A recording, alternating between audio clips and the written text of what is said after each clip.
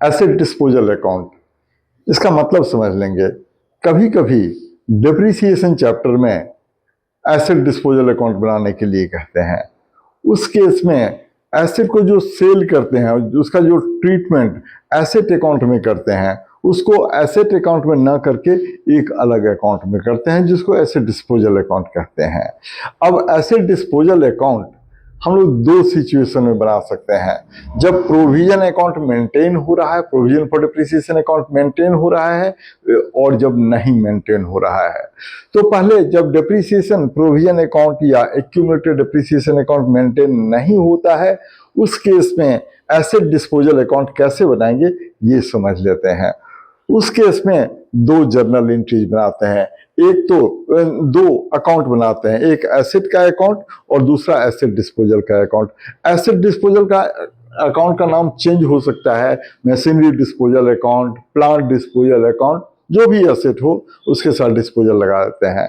यहाँ पर 5 एंट्रीज करते हैं जब provision for depreciation account maintain नहीं होता है। पहली entry, in the beginning of year of sale. याद रखेंगे, डेट याद रखना भी जरूरी है कि जिस ईयर में एसेट का सेल हो, उस ईयर के बिगिनिंग में उस एसेट को के बुक वैल्यू को एसेट डिस्पोजल में ट्रांसफर कर देते हैं। उसकी जर्नल एंट्री करते हैं, asset disposal account debit to asset account, या अगर मशीनरी है तो machinery disposal account debit to machinery account.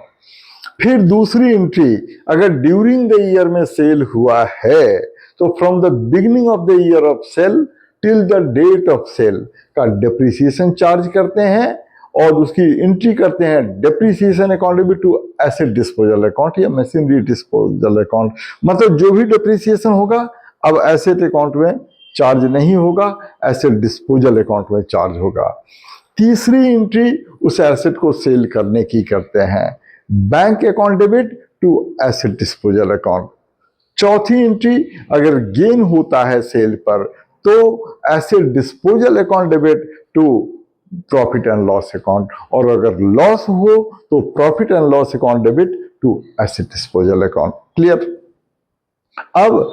अब इसमें एक बात और जरा ध्यान